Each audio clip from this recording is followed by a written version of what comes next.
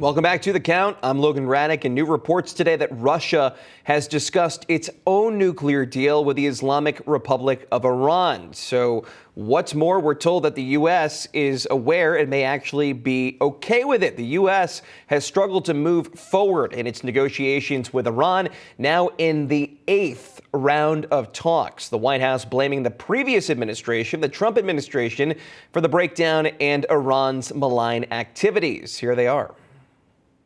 Most importantly, none of the things we're looking at now, Iran's increased capability and capacity, their aggressive actions that they have taken through proxy wars around the world would be happening if the former president had not recklessly pulled out of the nuclear deal with no thought as to what might come next.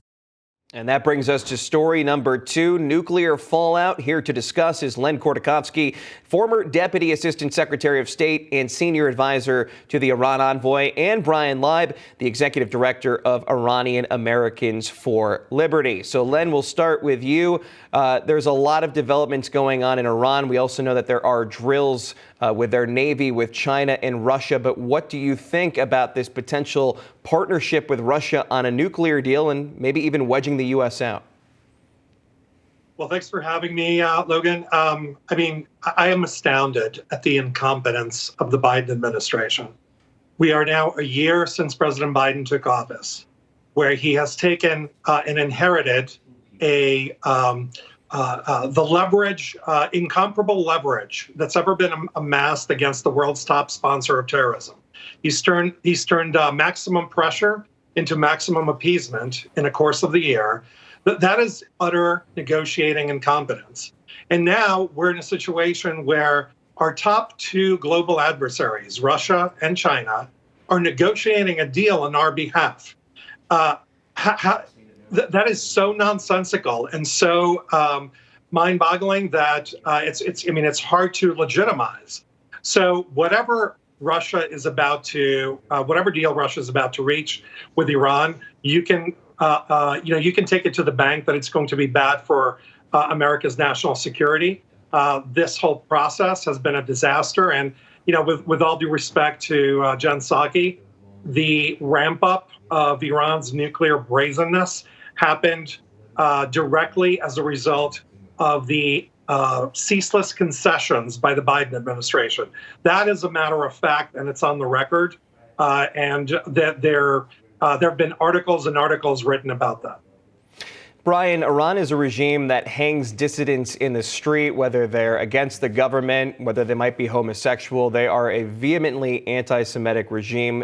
The Biden administration claims they stand up for gay rights, they support the rights of minorities, but this is one of the most nefarious regimes in the world, and now they're cozying up to the largest country in the world, a communist regime in China and Russia. But the other thing, too, is you have a lot of similar players from the Obama administration. Wendy Sherman was the lead nuclear negotiator with Iran. She is Deputy Secretary of State. What do you think about the way things will end up playing out with these same players back in key positions in the State Department?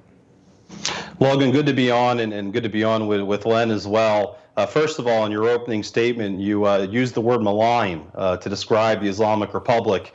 Your viewers should know that if you were to use that word as a State Department employee, you might be fired.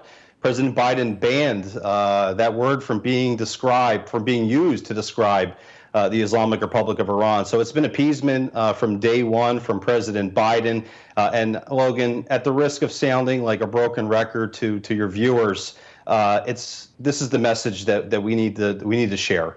The Islamic Republic of Iran, since they took power in 1979, has been chanting death to America, death to Israel, while funding terrorist proxies all throughout the world, targeting Americans, targeting Israelis, and targeting our allies in the region, all while they have been murdering, censoring, and oppressing their own people inside of Iran. So I know I might sound like a broken record, but the bottom line is that the Islamic Republic has not changed their tune very much, if at all, since they took power in 1979. I don't expect anything to change with this 8th or 9th or 15th round of talks in Vienna.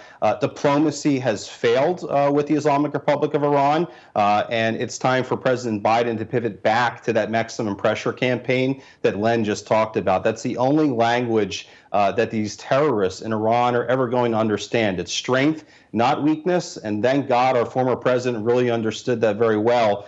President Biden would be wise to take a page out of President Trump's playbook as it relates to the Islamic Republic of Iran.